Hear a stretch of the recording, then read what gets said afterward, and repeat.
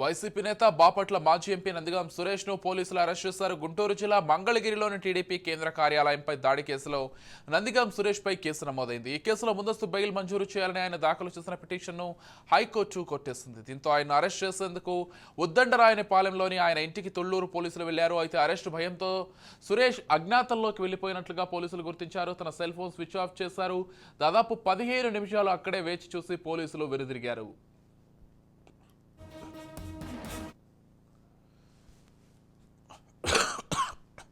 ఇక cell phone signals ఆధారంగా ఆయన ఎక్కడున్నారో పోలీసులు విచారణ చేపట్టారు. హైదరాబాద్ నుంచి పారిపోయేందుకు సురేష్ ప్రయత్నిస్తున్నారనే పక్కా సమాచారంతో హైదరాబాద్ వెళ్లిన ప్రత్యేక బలగాలు ఆయన అరెస్ట్ చేశారు. మంగళగిరికి తరలిస్తున్నట్టు తెలుస్తోంది. అయితే నందిగాం సురేష్ అరెస్టుపై పోలీసులు అధికారికంగా స్పందించాల్సి ఉంది. ఈ కేసులో నిందితులంతా వైసీపీ నేతలు, వాళ్ళంతా అజ్ఞాతంలోకి వెళ్లిపోయినట్లుగా కూడా తెలుస్తోంది. లేళ్ల అప్పిరెడ్డి, దేవినేని అవినాష్, తలసిల రఘురాం, నందిగాం సురేష్ తదితరుల కోసం గుంటూరు, బాపట్ల, పల్నాడు జిల్లాల పోలీసులతో కలిపి మొత్తం 12 బృందాలను అయితే ఏర్పాటు చేశారు.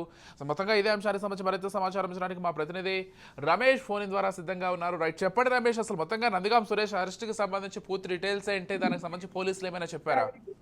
విజయ్, ఏదైతే మరి మాజీ ఎంపీగా ఉన్నటువంటి నందిగం సురేష్ ఈ రోజు హైదరాబాద్ అదుపులో తీసుకున్నారు. తెల్లవారుజామున అదుపులో తీసుకున్నటువంటి పరిస్థితి కనపడుతుంది. అయితే తెలుగుదేశం పార్టీ ప్రధాన కార్యాలయం సంబంధించి ఏదైతే మరి దాడి కేసులో కీలకంగా మారారు ఏదైతే నందిగం సురేష్ కానీ, అదేవిధంగా మాజీ మంత్రిగా ఉన్నటువంటి జోగి రమేష్, అదేవిధంగా అప్పిరెడ్డి, అదేవిధంగా రఘురాం, వీరందరూ కూడా కీలకంగా మారారు. వారితో పాటు మరో 14 మంది పైన కూడా ఇప్పటికే కేసు నమోదైనటువంటి నేపథ్యంలో వారికి కూడా ఇప్పటికే బెయిల్ వచ్చినటువంటి నేపథ్యంలో వారికి మిగతా ఎవరైతే ఈ నలుగురికి సంబంధించినటువంటి దేవినేని అవినాష్ కూడా దీంట్లో కీలకంగా మారినటువంటి పరిస్థితి కనపడుతుంది. ఈ నేపథ్యంలోనే వారి కోసం ఇటీవల గాలింపు చర్యలు కొనసాగింది. విచారణకు కూడా హాజరవ్వాలని నోటీసులు ఇచ్చినటువంటి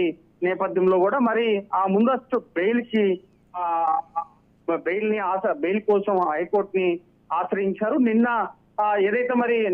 హైకోర్టు కూడా ఈ కేసుని కొట్టివేస్తూ కూడా తుది తీర్పు ఇచ్చింది. ఏదైతే మరి 14 మంది ఇప్పటికే ఆ బెయిల్ పై బయటకు వచ్చినటువంటి నేపథ్యంలో కూడా మరి వీరికి సంబంధించినటువంటి మాజీ ఎంపీ గాని ప్రజాప్రతినిధులుగా ఉన్నటువంటి నేపథ్యంలో ఇప్పటి వరకు మరి వీరి కోసం గాలింపు చర్యలు అయితే కొనసాగే. నిన్న బెయిల్ రద్దయిన దగ్గర నుంచి కూడా పోలీసులు తన నివాసం ఉద్దండరాయపాలెం నివాసం దగ్గరికి వెళ్ళినటువంటి సమయంలో కూడా ఆయన పరారైనటువంటి పరిస్థితి. అయితే ఆ సెల్ ఫోన్ సిగ్నల్ ఆధారంగా కూడా హైదరాబాద్ మియాపూర్లో గెస్ట్ హౌస్ లో ఆయన్ని అదుపులో తీసుకున్నారు. అదుపులో తీసుకొని నేరుగా ఆ రోడ్డు మార్గంలో ఆయన్ని మంగళగిరి పోలీస్ స్టేషన్ తీసుకొచ్చేటువంటి అవకాశం ఉంది. ఎందుకంటే ఆ మంగళగిరి పోలీస్ స్టేషన్ లో విచారణ కొనసాగేటువంటి అవకాశం ఉంది. ఏదైతే మరి అప్పట్లో జరిగినటువంటి తెలుగుదేశం ప్రధాన కార్యాలయానికి పైన దాడి చేయడానికి ప్రధాన కారణం ఏంటి, మరి దీనికి సంబంధించి ఎవరెవరు దీని వెనక ఉన్నారు, అదేవిధంగా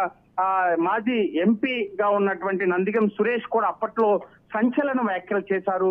టీడీపీ కార్యాలయం పైన జరిగినటువంటి దాడి, అదేవిధంగా అప్పట్లో మాజీ ముఖ్యమంత్రిగా ఉన్నటువంటి నారా చంద్రబాబు నాయుడు అప్పుడు డీజీపీని కూడా తీవ్ర స్థాయిలో విమర్శించినటువంటి పరిస్థితి.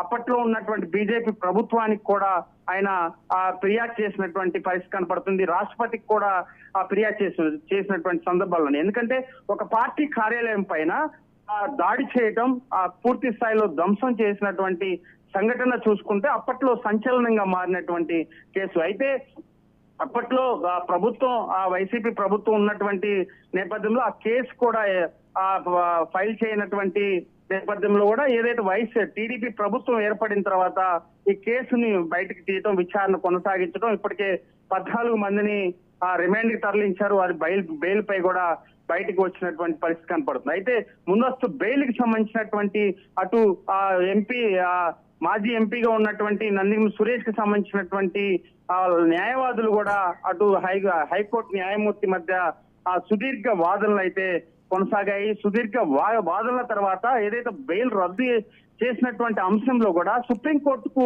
వెళ్లేంత వరకు కూడా సమయం ఇవ్వమని చెప్పి కూడా అడిగినటువంటి పరిస్థితి కనపడుతుంది. అయితే వీటన్నిటినీ తోసిపుచ్చింది హైకోర్టు న్యాయమూర్తి. తోసిపుచ్చినటువంటి హైకోర్టు కూడా ముందు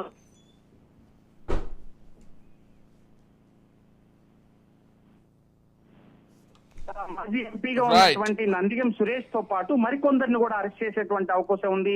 నందిగం సురేష్ తర్వాత అదేవిధంగా దేవినేని అవినాష్, అటు లీలా అప్రెడ్డి కూడా అరెస్ట్ చేసేటువంటి అవకాశం ఉంది. వీరిపైన వీరి కోసం కూడా గాలింపు చర్యలు కొనసాగుతుంది. ఏది ఏమైనా వైసీపీ కొంత ఇబ్బందికరమైన పరిస్థితులు కావచ్చు. ఎందుకంటే అధికారం ఉన్నప్పుడు ఇష్టారాజ్యంగా ఇలాంటి చర్యలకు పాల్పడితే ఖచ్చితంగా ప్రభుత్వం మరి టీడీపీ ప్రభుత్వం ఏర్పడిన తర్వాత కొంత వాటన్నిటి కేసులు బయటికి తీయటం, విచారణ కొనసాగటం, వీరిని మరి ఈ రోజు రిమాండ్ కి తరలించేటువంటి అవకాశం ఉంది. మంగళగిరి పోలీస్ స్టేషన్ లో విచారణ తన అనంతరం కూడా న్యాయమూర్తి ఎదుట హాజరుపరిచేటువంటి అవకాశం అయితే ఖచ్చితంగా కనపడుతుంది. విజయ్.